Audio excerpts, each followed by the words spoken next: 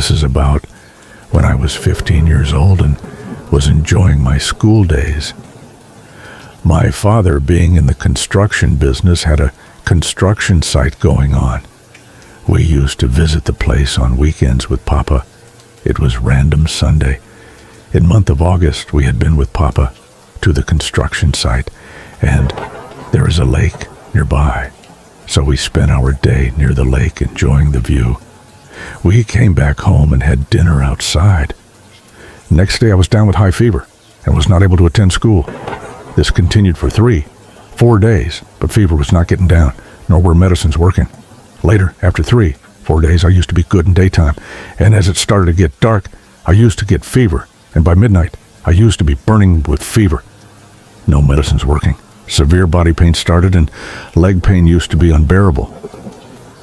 This continued for around 15 days, and my parents started to get worried, as all blood reports were normal, but my health was not getting better. In fact, day by day, I was becoming more weak. One day, I was sleeping and suddenly started crying in my sleep, and hearing my cries, my mother ran to me asking what's wrong, but I was sleeping, and what was shocking was I spoke in Kannada language, and I don't even understand a single word of this language. My mother called my father and asked him to come home immediately. This started every day now, and my parents didn't understand what I was saying and were afraid to share with others, thinking what people will say. But one day, our watchman uncle heard the shouts and came up to check if everything is fine, and luckily, he was the one to understand the language. With his help, we, my parents, came to know it was a spirit speaking in Kannada, and it was seeking help. She was a lady who was murdered by her labor husband just for a bit of money, because she didn't give him it to drink alcohol. Not only she, but her daughter was also murdered by him, and were buried at the same place where my father's construction work was going on. After listening to her whole story, my parents, watchman uncle and his wife, asked her what she wants and why is she troubling me. She said, I will leave her. All I want is remove mine and daughter's buried body from there and given proper agni and complete all the required rituals. Also feed and give a Kumari Kanya, all the things we give to soon-to-be married daughter, because being a mother, she also had a dream of getting her daughter married. My father immediately agreed to everything but asked to leave me and not to trouble again, and would need some time to do all the things she requested. She said, I never wanted to hurt anyone, but my soul is not at peace and didn't have any other way. From that day onwards, I started recovering, but used to be afraid of staying alone or going out alone. Days passed meanwhile. Due to workload, my father forgot that he had promised the soul to do the things, and one day, coming from school, I met with accident. It wasn't a major accident, but it was a wake-up call. And again, she came. This time it was quite dangerous, as she was not speaking politely, but was furious, and there my father, watchman uncle, went to site, did all the required things. They found the body in the same place she mentioned, but it was skeleton, and Papa and Uncle gave it a proper Agni Sanskar, fed a small girl, and gave her clothes and other accessories. It was late evening by the time they returned and asked about my health. But she spoke and said, thank you for setting her free, and her soul will be at peace. That was the last day she spoke. All this happening, I never used to remember. My parents told me everything later, what all happened, how I used to speak, cry loudly, and today, even after years, we every year donate clothes and food to poor girls. I know she didn't ask it to do every year, but this had become mandatory for my father, and he does it every year without fail.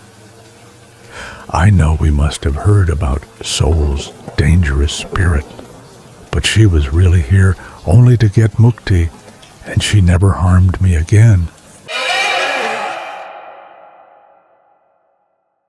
I am a person who believes in both good and bad energies that we have in the universe, existing parallelly. And also, since I was a kid, I have had some sightings of spirits and sensed negative energies around me.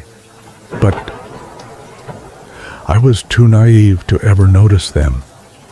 This incident confirmed everything that I have been avoiding so far. I also have known that I get some dreams which can convey message of some sort about my real life and those around me, which I never considered as a gift. But after some time I started noting them down on my diary, since my family doesn't believe me. I started working when I was 19 years old in a call center in Mumbai. It was mostly night shifts, so I could manage my graduation studies and my job simultaneously to pay my tuition fees. I was working in a reputable company, which I would rather not name in the year 2019. I had to do the last shift, so if I came from college late, I could still manage. As it was a UK process, the timings I used to pick up for the shift was 5:30 p.m. to 2:30 a.m. at night in UK time, which was the last shift we could do. One night, I was working late, and it had been past 2:30 a.m. because we had to leave notes on customers' accounts, and I had some follow-ups to do as well. As it was a Friday night, and we were celebrating R&R, which is to reward best employees, and everybody logged out a bit early to go out and party. So the floor was empty around 3 a.m. I was new with the job and hence had to take quite a bit of time to complete the procedures and updates. It was colder than usual that night and quieter. I ignored assuming it's just the AC, and it was not my first time working late. A guy approached me and asked me if I was having any trouble doing the work and needed any help. I smiled and gently replied, "No thanks," because I didn't want my superiors to know that I am taking a lot of help, as they were underestimating me, already considering I was young and a fresher, and it was a very toxic workplace. He also asked me when I was logging out. I replied as soon as I finished working on the notes. He said, "Don't stay up late a lot and relax. Stress isn't very good for your health." I was happy that someone finally understands and got back to my work. When I was finished, I looked for the guy, but he wasn't there at all, and I thought he must have left after talking to me. The next day, I came to my shift, and I was searching for the guy. I couldn't find him. I logged in, and I was checking on my emails and updates for the day when a strike of thunder ran through my spine and read condolence notice about the same guy with his picture. He died the same day he met me, but in the afternoon by suicide under work pressure. I couldn't believe my eyes. That how could it be possible when I met him just yesterday night? I asked my team leader and told him that I saw him last night. He made fun of me that I was hallucinating and said that the guy who died didn't report to work and was found dead in his apartment yesterday afternoon by his wife.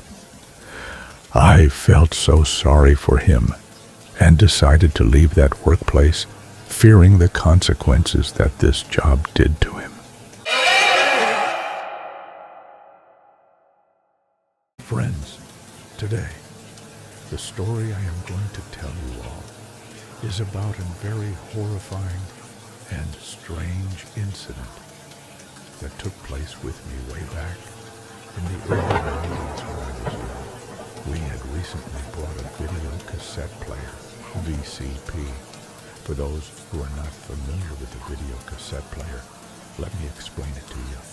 Those were the days when VCR, video cassette recorder, and VCP, video cassette player, were in full form before the beginning of VCD.